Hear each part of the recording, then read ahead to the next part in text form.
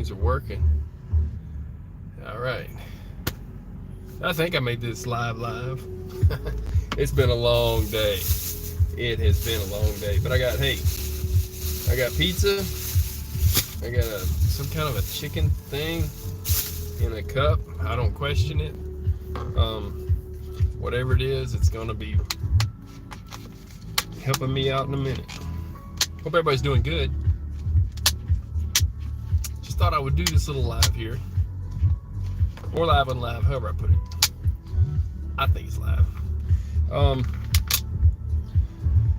So I got asked a question a while back when I thought about going to Mars. Oh, see, there's people in the room. What's up, people? So, I'll give you an answer that I've been meaning to do a live on this because, we're funding it. We might as well know the truth about it, right?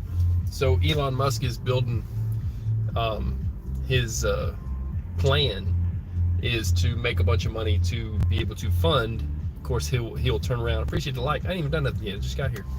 But he's going to turn around and he'll get funding for it. He won't have to pay his own money. He'll have outside donors. But he has been developing all of these Falcon Heavy or Falcon Heavy, whichever way you want to say it. It's supposed to be an inside joke because they're big and they're Falcon Heavy that's why he named it that, in case you don't know. Well, the Falcon Heavy rockets are supposed to, because they're reusable, be able to land on Mars and then take off again is the idea. But there's a problem with that. There's problems with all of it. But it's a good thing that he's working on it, because we're going to need the technology that he winds up creating to get us to another planet. It's very complicated. We can only go so far. There's a problem with Mars. Let's talk about the problems with Mars. Number one, it's like, okay, like I have a reefer unit and I refrigerate food, and some is 10 above and some is 10 below, right? Negative 10. Mars is negative like 80 something, 82, 85. That's a normal average range. Okay. Now, yeah, we have, they say, the space station, all this, but they're inside the space station at a comfortable level, and they're not opening the door and going outside all the time. You see? So basically, they would be huddled into whatever we send them in. I don't think they're going to be making a whole lot of trips. Outside. The dust would be brought inside. It's horrible dust there. They can't even keep it off the solar arrays. I think most of their job will be taking it off of the solar arrays. Okay, so negative 80 something degrees on a normal nice day. What people don't understand about Mars, though, is Mars is very dynamic. It's got no water except for ice on it, and that ice, it won't melt till the thing tilts over, but then that's what happens. We are at like a 23 degree angle, and we stay there and we wobble around, and this gives us our seasons on Earth. Mars stays upright, spinning around, and then every once in a while, when Jupiter comes around, the gravity from Jupiter pulls it over to like 35 degrees. What that means is that the poles at that point, when it's over, depending on how much sun it gets, they can melt. But either way, you're going to have an even colder dynamic of where you built your base. You need two bases. So let's start with that. You'll need two bases. You don't know when you're going to have to travel from one to the other. You better have everything you need at both of them. And you can only go to that planet every, 3 or 4 years, about 4 years, I think it is.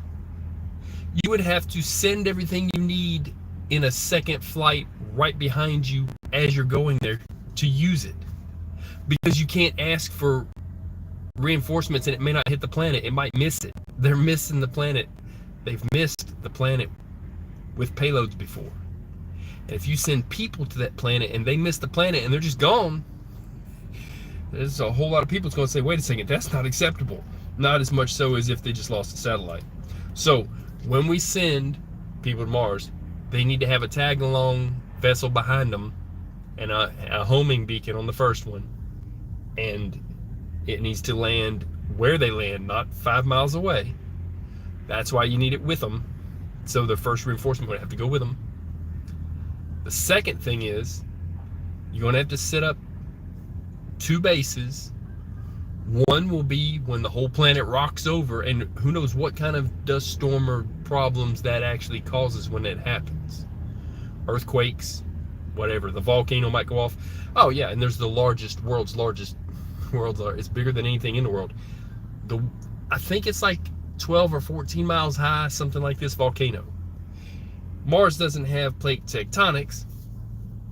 It doesn't move around. Part of the reason that it doesn't have any type of electromagnetic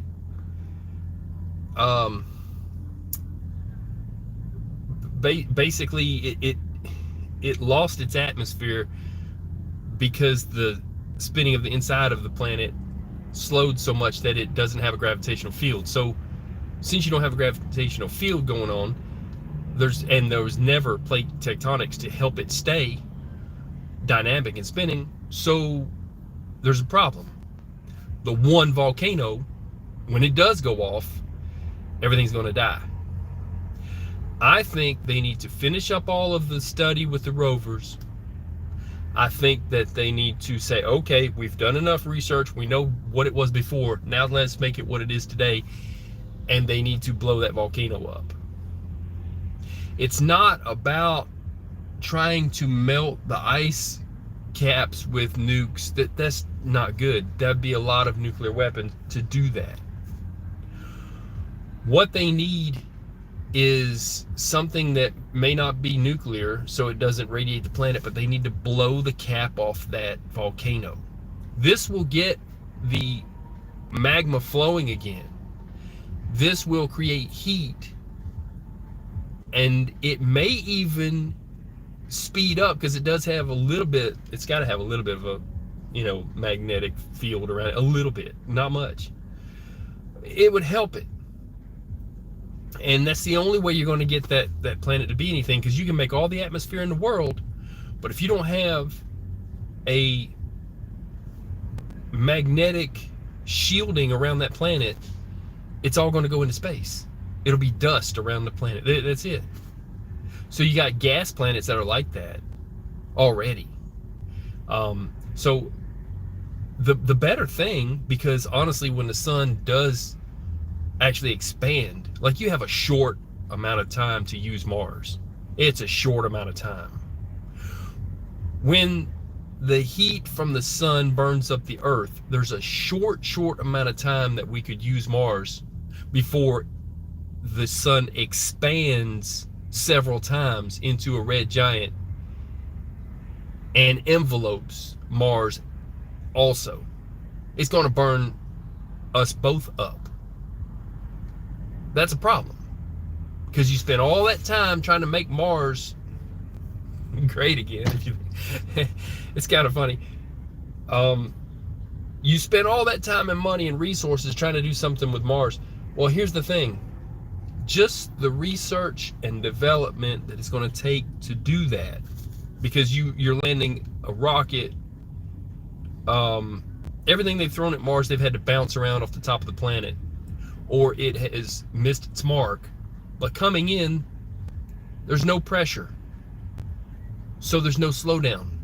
So if you come in at 100,000 miles an hour, you're going to hit it 100,000 miles an hour. You're going to want to slow down. The parachutes don't work all that well, okay? They have these little, you can't put people in a sphere of balls and bounce them on the top of a planet. They'll die, okay? Not like the rover. So there's a problem. It will take so much fuel to land there. I don't think they're going to have enough fuel to leave there. So you have to have a rocket to bring them more fuel and then be able to fuel it, okay? And it has to land good. Its payload would be the fuel. So you got one for them, one for the food, and another one for their fuel. Hopefully it lands at the same spot. Last time they missed it by I don't know how many miles. So they need to put a homing device on Mars that helps things get there, but then they can only send reinforcements every few years. So let's say they figure out how to have enough, because we can barely land them on pads here on Earth. Barely. Okay? They're going to have a hard time landing them on a planet with no atmosphere. All right. Let's say they land and safely let people off there. Okay. And then the rollover happens and the earthquake throws their spaceship over on its side on the landing pad and they can't return. You know, there's all these things that can happen, but we're going to need that research just for space travel itself. But the way we're going to get somewhere is going to be through creating a space-bending device. Period. That's the only way. We're not going to live. Our nearest stars in the well, we have stars in this galaxy, but the next galaxy over, if we're talking galaxies, even the next arm of this galaxy though is, I think it's 100 million light years away, something like that. I think that's right. Even if it's a million, you will die in a million years, period. You would have to procreate, you know, have generations of people that just live to make the next generation live and to try to get further, to get close to a planet that, here's the problem, by the time you get there, that planet may not be habitable. You're going to terraform that one with what little you have that you brought with you? So there's another problem. All right. Or it may not be what they thought it was. They may think it's liquid and it's liquid nitrogen or liquid helium. So there's a problem. But there's a whole nother problem. Space itself is expanding at a rate that makes stars in different galaxies, they're moving away from us faster than the speed of light because they are moving, but space is expanding so fast. Space, once we get so far away from our little neighborhood, we have this bubble. Now, at some point, some of them will slow down, but eventually, you know, and they could be into our bubble if they're closer, but that's still hard to hit. Eventually, the whole night sky is going to be dark. There's not going to be any light from other galaxies. Now, we're on a collision course with Andromeda. My point is this: we need to focus on getting to the next arm in our galaxy, and if we go further than that, we're definitely going to need something that bends time and space like the gravitation of the sun does. Either two wormholes put together, or and so the technology is not going to be made for people on Mars. So if you go to Mars, it's not a death trip. It's not a suicide mission, but it is a ending your time there trip. You're probably not going to come back, and you're going to be radiated. In every 6 months, you're going to get like 24, 25, or 30. Like if you had a CT scan, full body scan, that much radiation every 6 months. And your bone density is going to be affected, and the oxygen's probably not going to be as good as you would think. So at some point they'll run out. And it's I don't think that they will let them run out of supplies, but I don't think they'll be able to bring them back. But the main thing is, even if they go to Mars, the whole idea is to get somewhere safer, and somewhere safer is not Mars. And when we come up with the technology to get us there, if it's at the last minute, whoever's on Mars stays on Mars, because the technology will be something that's on Earth, period. So As much as I like the idea of what they're trying to do, and I know that it's a one-way ticket kind of thing, it is necessary to get us to a place that's safer. We have maybe just enough time to figure out the technology to do it, but just like those trucks sitting right there, this is how things happen. Just like Elon Musk built the truck, the Cybertruck is what he calls it, but no, the bigger truck, the 18-wheeler truck, okay? He built it, and it's a decent design and all that, but the battery makes it way too much to haul 80,000 pounds. Does anybody know that? He built it before the technology for the battery. You can look at all measures of ways of buying batteries right now. There's charts and calculators for it. And in order to pull 80,000 pounds total weight, you'll need a battery that weighs about 70,000 pounds. So that thing barely gets itself around. I think they had to roll it in. It doesn't pass California's rules of even putting it on the road. There's a lot to that electric 18-wheeler truck. And anything besides an empty box, it's just not going to haul it. The braking system is kind of smart with having regenerative power, but it's not there. And so he built, it's kind of like how they built the bridge over in, I think it was India, knowing that they built a tunnel is what it was, to get from one side of the mountain to the other, knowing that a railroad one day was coming through there. Maybe in 40 years. They built the tunnel 40 years before they needed it. So he built a truck, but just like those sitting right there, which is why it's a good thing I'm sitting in this shot, they're going to sit right there. That's what he built. He built something you can't use yet. Now, when the technology comes out that they make lighter batteries that'll pull 80,000 pounds, that's where I'm at. But have him get that 18-wheeler truck he has and put it on a CAT scale and give us the empty weight of the tractor. And if it's more than 16,500 pounds, you know what I'm saying? If it's not like 14 or 12 really, but even if it's 16, you see, you're not gonna haul any freight at all with it. None. So he's forward thinking, but the forward thinking of going to Mars in the same way as that truck, the answer will be better than what he's already come up with. So we don't need to terraform Mars, but the way we would do it is we would need to go ahead and blow up that volcano now and get it hot. And then it has not quite enough water on it to make an atmosphere. We'd have to crash a few hundred or so. But even a couple of comets would help because they would steam and they would go in the atmosphere. But then if the dynamo doesn't start going again, if it doesn't get any kind of a magnetic field around it from its center moving with that magma moving, it'll all go for naught. They need to pick a planet that already has plate tectonics, a magnetic field, water, and gases that can be changed into or used in a different way and gotten rid of or something. They need a different planet, period. So that's that. You want to chat about anything else, people? It's your show too. I'm just sitting here eating some chicken. This is just, I was asked that one time and I wanted to go through all that.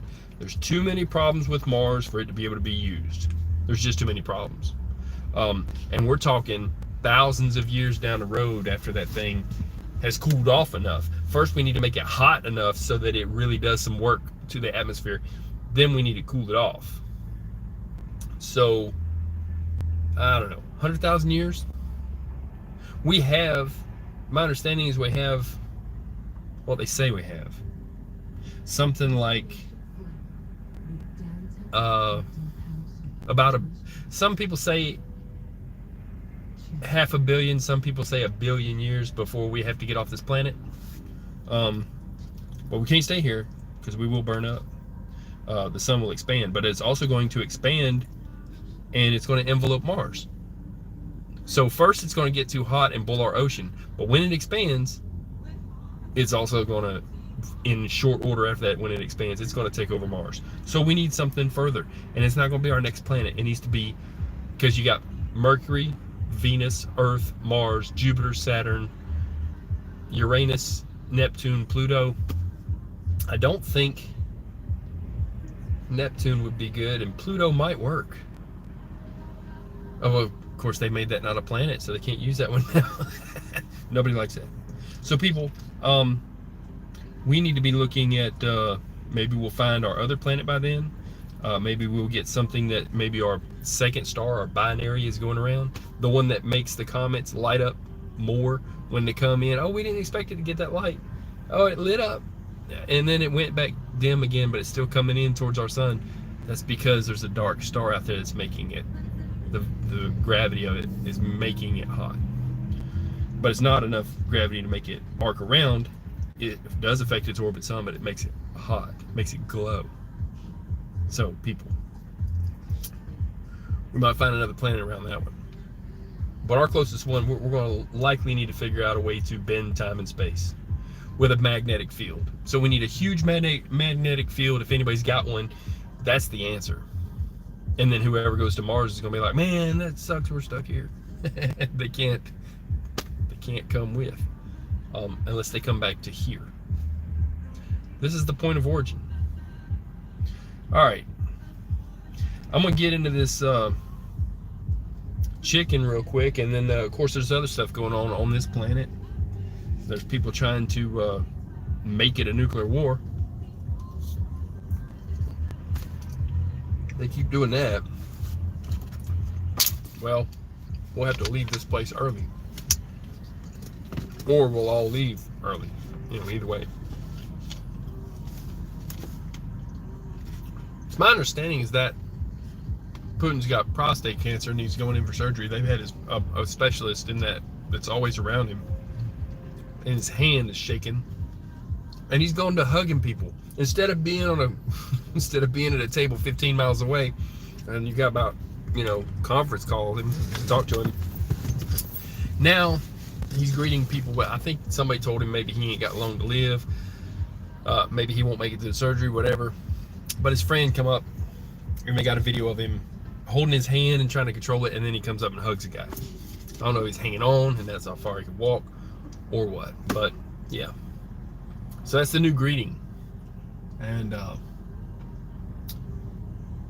Ukraine is blowing up their ships now, and it's supposed to be a war. We're not allowed to call it a war till Putin does, but it's supposed to be a war pretty soon, as soon as they're done doing exercises. And then they're going to be a draft, and people are talking about it being a draft here. That's a little scary. I'm not going to get into that much, but that's going on. And the weapon that I talked about that caused the auroras, that is like an EMP kind of thing, they admitted that Space Force just took out a weapon like that. They didn't say whether it was in space or not. They're being kind of hush-hush about it. I already know. There's that. So, yeah, and these other countries have decided they're going to go ahead and pay Russia in rubles. So that's blood money. They're paying for their neighbor to be slaughtered. And actually, they've been paying for it anyhow. They've been having secret ships from Russia go out into the ocean and actually offload their stuff to get oil to Europe anyways. So there's a lot of that backdoor mess going on. I don't think that's going to last long. As it turns out, too many other countries are understanding that Russia was never going to stop with Ukraine. So, but they will be stopped. It's going to be in short order. It's going to happen real short. They're going to take out a couple of passenger planes. The third one will be blocked. Somebody do what they do, and there'll be no reason to have a war when the guy that's wanting the war is no more. That's where that's at. Anybody's got any questions or anything you want to talk about different, you can bring up a subject. I'm well versed in a couple things.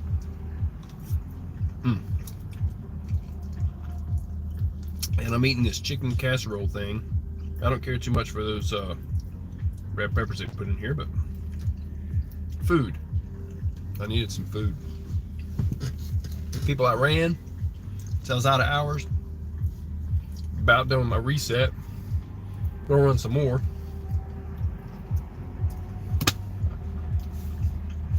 It held me up forever at a grocery warehouse. I love them for that. Then they offered me some garbage load with about 100 stops on it. I wasn't interested in that, so I'm going to take one that's got one stop on it, the end stop, and that'll make my day. So I got 2 pieces of pizza and that chicken casserole stuff, and I'm just chilling. And I'm going to learn about another website thing too that they had earlier today. Miss Pearl had one, was doing a live, had all these people on it. I hadn't seen that before. I was trying to learn how to use the one that I used last time. That one might be easier. We're going to see. It's a streaming service. And I was going to get my laptop out and all that. But this is better because it's like right here for now. But there's a lot of things I like to show that's on the internet, like stuff on Twitter, and which Elon Musk bought that. And there's a whole tangled web of stuff going on right now. That dude that his wife cut his fingers off and they had a crazy divorce and all that stuff, the Pirates of the Caribbean guy, you know, I mean, his wife was actually, well, they had a little thing with, she had a little thing with a couple people, including Elon Musk, and there's pictures of it. So now he's like being subpoenaed to that trial. It's going to be a whole big show. I'm not getting into that much. I'm just saying it is what it is. I know some people that are like, you know, retired and stuff that's watching that crap, that's got time for that. And for me, I'm like, it's that and the whole Will Smith thing and everything that's going on where the women are going crazy on this planet. It could just be from solar activity. It could be, there's a lot to it. But yeah, it's real and it's happening. People are going crazy. Period. It is what it is. And it's showing people that that's not something that all that mess that you want to be around. You know? It's just not something good to be around. So people are seeing, I mean, there's all the whole MGTOW thing, men go their own way. And Texas Rattler was telling me about that anyhow. And hey, I'll tell you something. It's kind of weird too. He actually got, I wouldn't even say put in Twitmo in Twitter. He got deleted. They deleted his account. So I'm like, good Lord. Somebody told me about it. I didn't even notice. Said, hey, look, he got deleted. I gotta give him a call, see if we can work on that, get him another one. But the point is, they deleted his account after Musk bought Twitter, and it was supposed to be all free and you could speak how you want and everybody's speaking freely, and they're even, you know, saying, hey, listen, you know, let's go Brandon, all that stuff. And then for them to delete him, and somebody said, was it all just a ruse? Okay, so I don't know if the whole Twitter thing of being free speech was to draw people out and then to cut their heads off when they stick their neck out, chop the head off. I don't know. I don't know, people. Strange things have been happening, though. Strange things on the internet. And, man, and with all of the, I'm going to say this, too. I'm going to go ahead and I'll make this part of this video, too, because I want to clarify some stuff. People, you have a right to know about your food supply. There is not an attack on the food supply as far as airplanes and fires. I am concerned, though, about how so-called wild birds could somehow contaminate chickens that are in chicken pens with chicken wire and no bird can get in there. And birds don't just fly around chickens and hang out with them either. Hey, let's go in there and play with them. They don't do that. And like Dabu7 even brought this up. I watched this video. I'll watch you, Dabu. It's entertaining. So he says that I saw the same report he did, but I listened to him talk about it. I was like, hey, that's, you know, I get he's on par with me on that. That there was a guy in prison that just got the first human transmissible case of bird flu. Birds don't go into prisons either. So did they shoot him up with something? Did he sign up for that? Was he a test trial person for something? Or is it all made up so that they can say when something else spreads, how did he spread it outside of the prison when it gets spread outside of the prison? You see what I'm saying?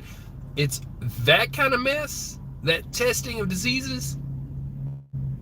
It's just like I posted on Twitter the other day. I was like, hey, a news place said it's time for you to be cautious because ticks are out and you could get Lyme disease.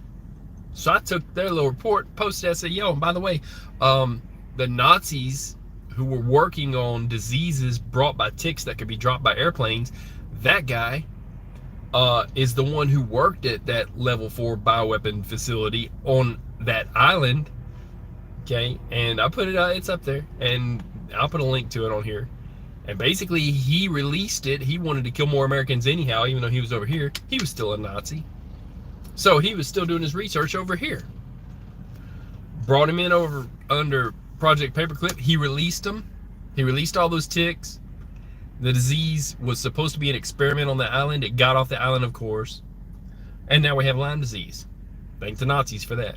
You know, I'm sure they did it on Hitler's birthday, right? So 420, yeah, that's why everybody's talking about 420. That's Hitler's birthday. That's what they're talking about. All right, so anyways, so yeah, I put that up there, and then so, you know, it's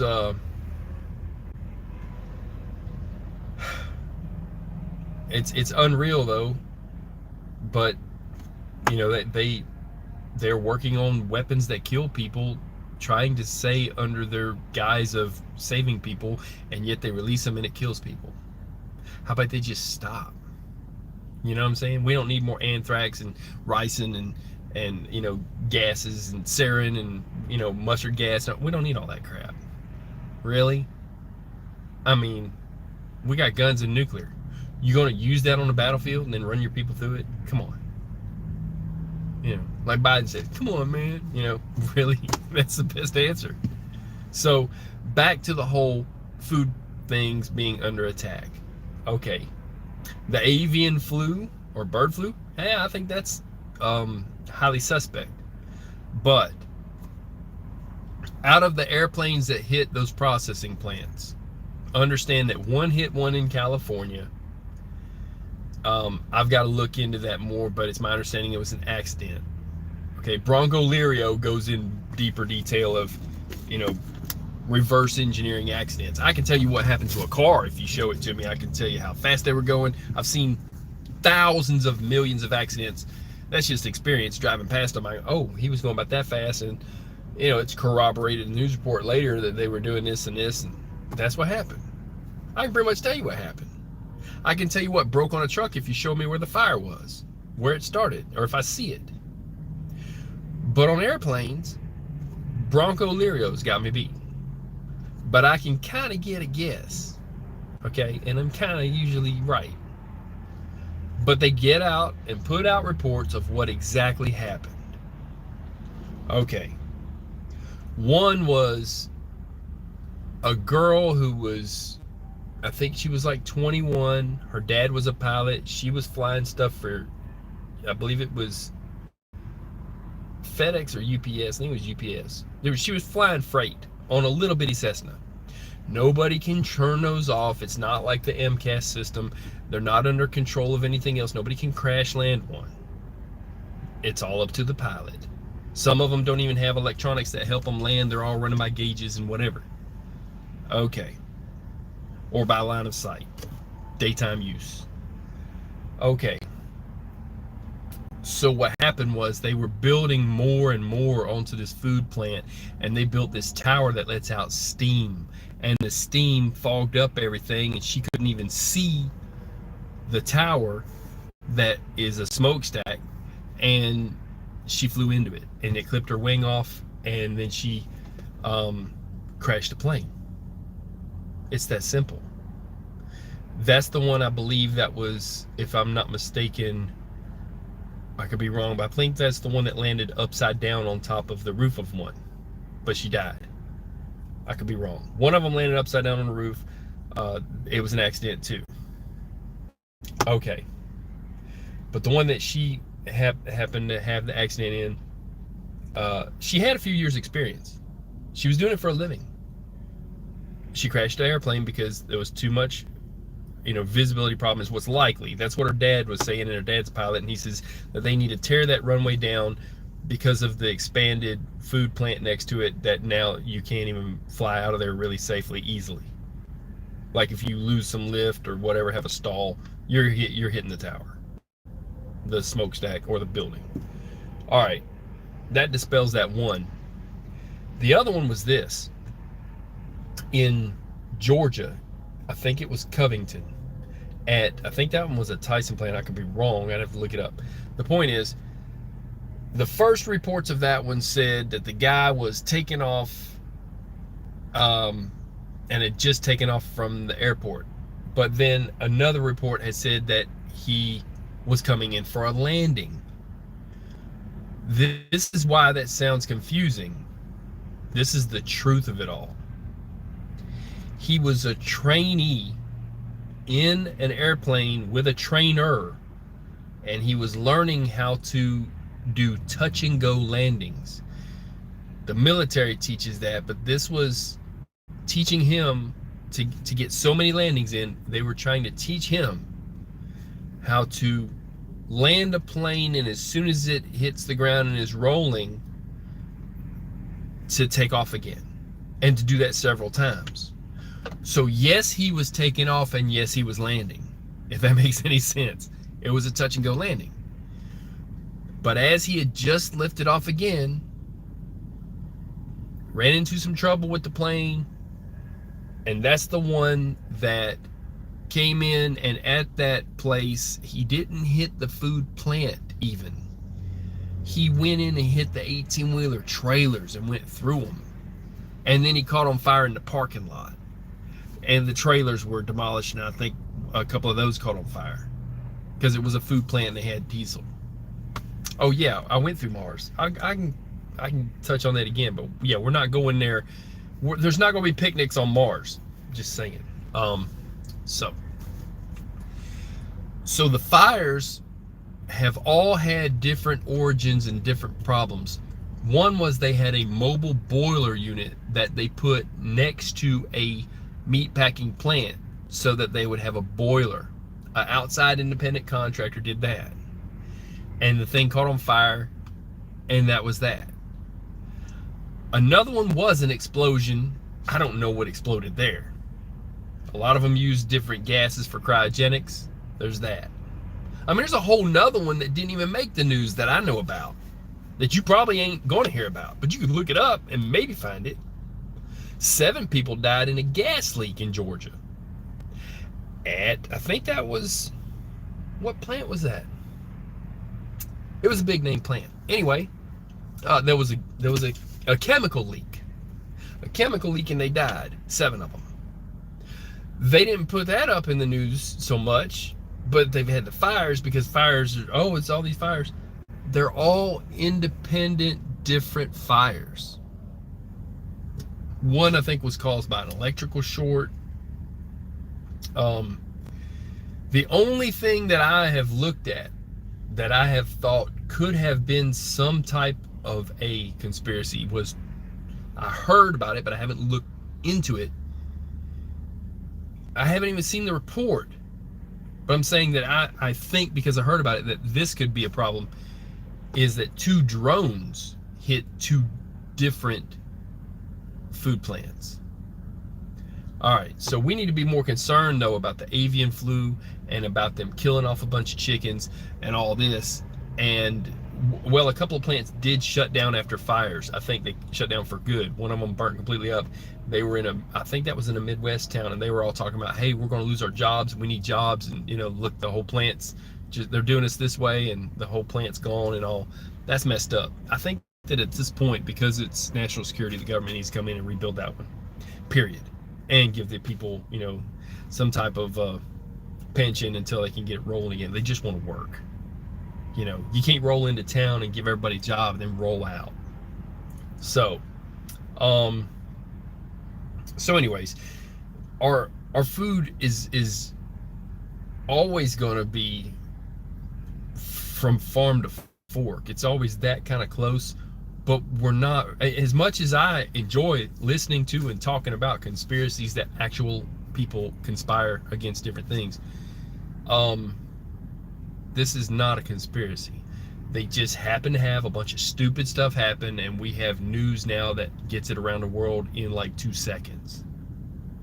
But you got to be careful, because just like they say, a lie goes around the world twice before the truth ever has a chance to get its pants on. So that's why I'm dispelling all that mess, but it's good and it's entertaining. And yes, our food system is kind of under attack because they're messing with the fuel price. The fuel price affects the price of food. And if you can't afford food, or if it costs too much to get it there and some places close up, all these different things affect us getting the food. That's not good. So, you know, we got some issues. It's all around fuel. And I've always said that the price of a gallon of milk is the temperature check, the thermometer, to see if the nation's on the sick side of things economically. Diesel itself, oh my God, I've been paying, I mean, you should see my receipts. I ain't even gonna lie, people, $500, $600, $700 worth of diesel fuel, you know, at one stop. That's insane. You know, I'm seeing it like $5 something and all a gallon. Cars don't even have that kind of a price, but we've got higher. It's always on the back of the trucker. It's always more expensive, but that is what you buy, is what we haul, and so the price goes up because it costs us more. Well, mine's all set, so I'm not paying quite as much, but see what it's paid at. So I get a deal. It's a little bit cheaper, but it affects the price of the food. So they're talking about a possible shortage because Ukraine was the breadbasket of Europe. Like, we're the breadbasket of the world, but Europe was getting, I think, 30% of the, maybe it's 30% of the wheat crop in the world comes out of there. I could be wrong. Maybe it's just of Europe. Some wheat issues. So all your cereals, a lot of things are made with wheat. Bread, flour, a lot of things.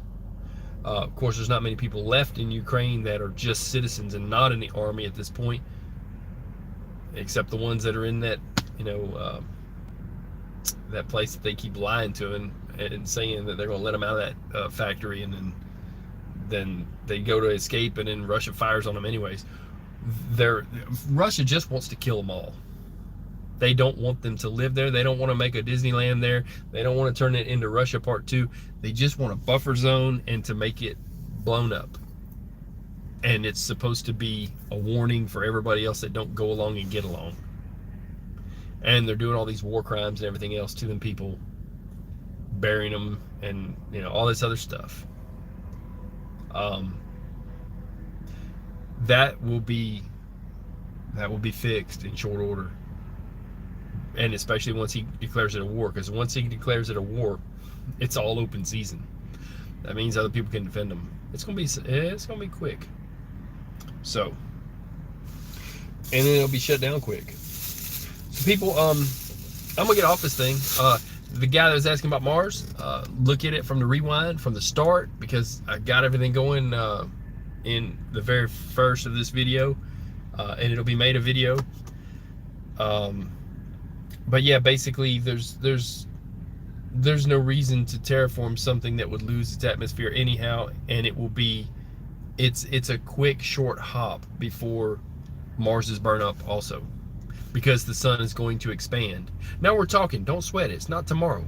We're talking anywhere between 500 million, you know, or I would say 100 million to you know, 500 million or even a billion years, but I think it's going to be shorter than that, and I don't want to lie to you. That's just what the scientists say.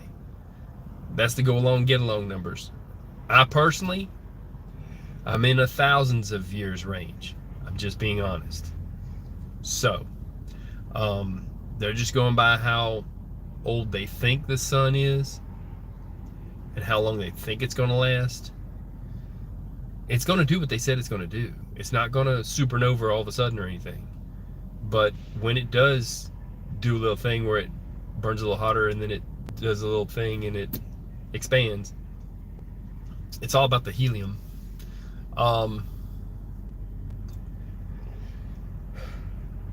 Even before that, it's going to heat up. Like, even before that, it's going to heat up and it's going to boil our oceans. So, we need a place to go, and I think that the best investment would be to build a spacecraft that's so big that we could put cities in it and food in it and have it go around our planet. Because we do have the issue with our, well, that magnetic field I was talking about, and going through it, it's something that, like I said, they can talk what they want about going to the moon and this and that, but it's a killer. All that radiation is a killer. It's a buildup of radiation in the lines, how they go out, and then it's also, once they get past that, the radiation of the sun will hit you full force, and an aluminum can is not going to do it. So we need something like that, Destiny, the Stargate Destiny. We don't need an old junker, old fixer-upper like that. We need one that's working. It needs to be big. It doesn't have to be solar powered. And they could put some panels on it. But they're going to have to get out of the space station, because now Russia has hit it with some kind of a weapon that's got cracks all in it. If you don't believe me, look that up. They already tried to drill a hole in it. Now there's all these cracks in it. So, so yeah, that thing's going to be useless real soon. There's cracks they found. There's cracks that they couldn't, that they don't know where they could, even be, but they're saying there surely are more. That thing now is fixing to be space junk. So look for it to land in a swimming pool near you. No, hopefully the ocean. And hopefully not on somebody's boat, unless it's an oligarch yacht. People, I'm gonna leave y'all with that. So I will check this comment out before I split, and I appreciate you making comments here. Let's hear. I don't believe we can leave Earth. We're bound in microfauna, flora, bacterium, etc. Scientists have way too much hubris fueled by ignorance. Yeah, they're not real bright. It's a contaminant. Choose. Well, it just happens to be that it has everything we need, even though we're ruining it. And they want to talk about global warming. When they put up the SR-71 Blackbird, they hit at a certain level close to space. A whole bunch of black things hit the windshield and just made it so the guy could barely see. Okay? They don't have wiper blades on that thing, just so you know. So, not like this truck. So, when he got back down and landed, they figured out what it was. After the nuclear testing out in New Mexico and over in Russia, Tsarabamba, it blew up all of the atmosphere, but all of the insects with it. And they're all floating above us in a layer. A bunch of millions and millions of dead flies and gnats are floating in a layer up above us right now. So anything they send through goes through that. Any airplane they send up there hits a lot of them at that level. And they're just up there. So, that causes some greenhouse effect too. So, and they want to talk about battery powered cars. Well, a little issue with them, it's the whole lithium thing. First off, it's almost like slave labor getting it. Second is the lithiums, those batteries catch on fire and stuff a lot too. But third would be, well, at the end life, what do you do with all that lithium? Those used batteries. They can't be recycled. So it's too expensive for what it is. They're not going to recycle them. They're probably going to bury them. It's going to be in the environment. It's going to be in the water. So for all the environmentalists looking at electric cars and saying those things are green, they're not so much green. Plus, it takes a lot of coal and diesel to make the electricity to charge them up. That's where the electricity comes from. They're even giving, a hard time to the manufacturers of the wind solar farm wind turbines, because those blades, when they're destroyed or if there's a defect or whatever, they have to be crushed and buried in the ground and all that stuff. But they don't cause much harm. They're just fiberglass and they're big. But yeah, you got to bury them. But it's not so bad. It really is not so bad. It's a little dangerous when those things catch on fire. It's a little dangerous when they lose one blade and then the whole thing topples over. But the farmers that let them do that on their land, nobody's around them.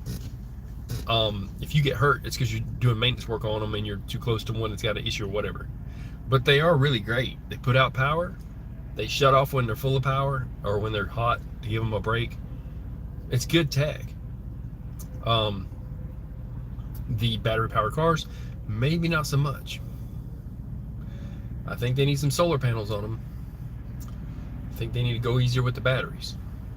And it's kind of funny that Elon Musk sold I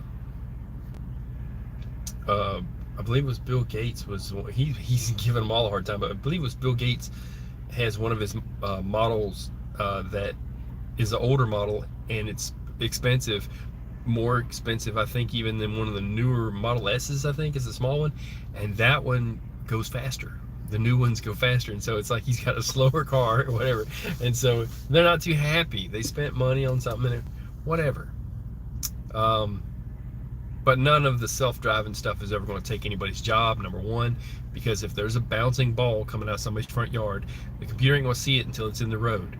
We can see it ahead of time, and we can also see the child that's running after it, so we can stop way before any of that happens. A computerized truck driving itself cannot, period.